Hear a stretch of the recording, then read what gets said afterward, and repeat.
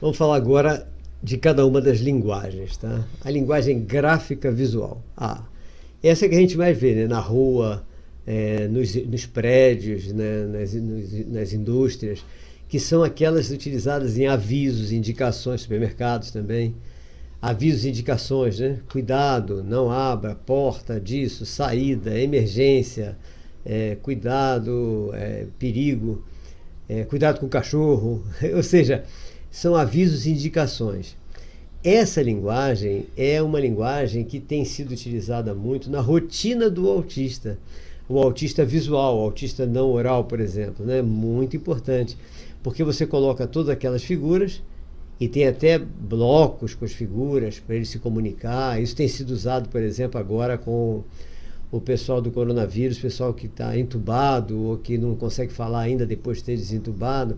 Então, eles apontarem para figuras para dizer o que eles estão querendo, o que estão sentindo.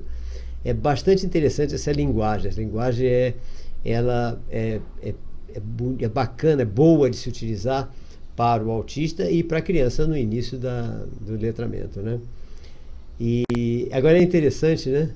Porque é bom a gente explicar tudo isso para as pessoas, porque os símbolos muitos símbolos indicam perigo, direções a tomar. Então as crianças devem desde cedo se acostumar com esse tipo de linguagem.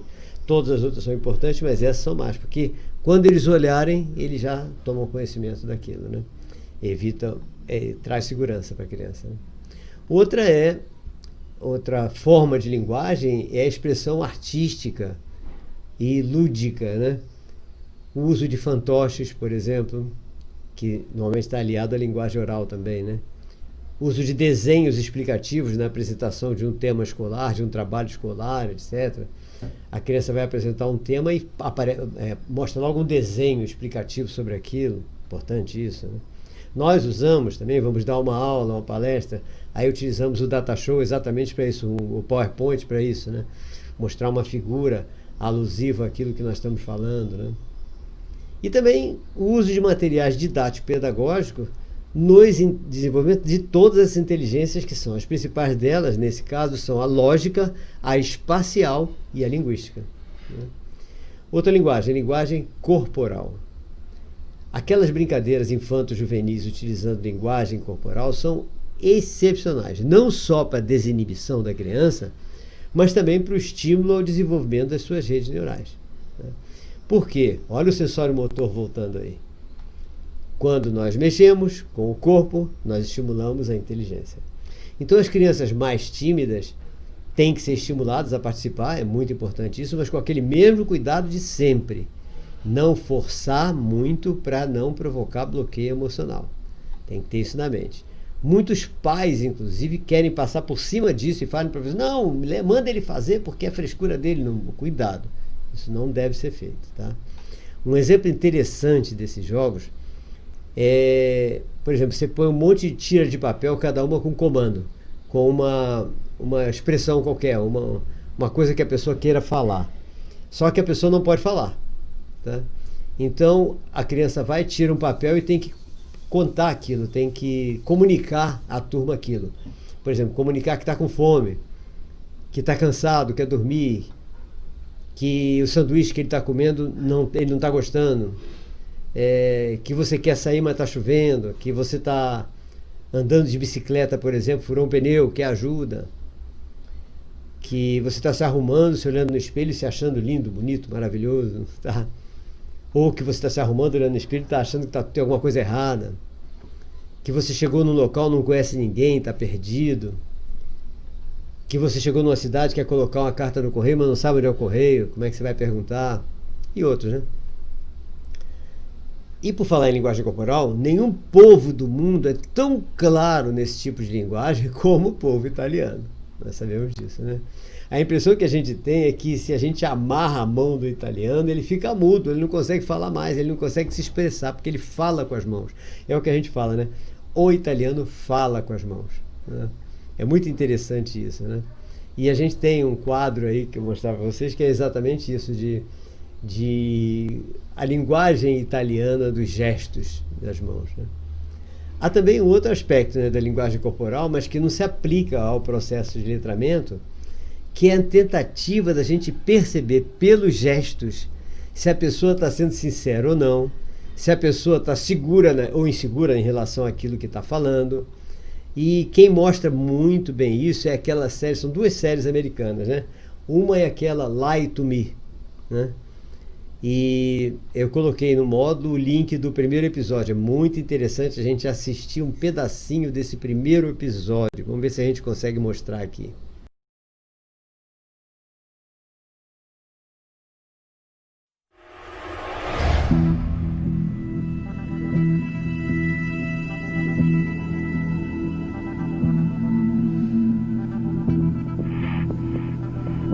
I've instructed my client to remain silent.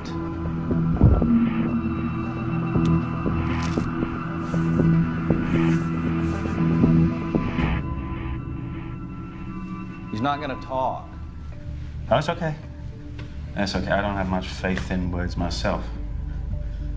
Statistically speaking, average person tells 3 lies per 10 minutes conversation.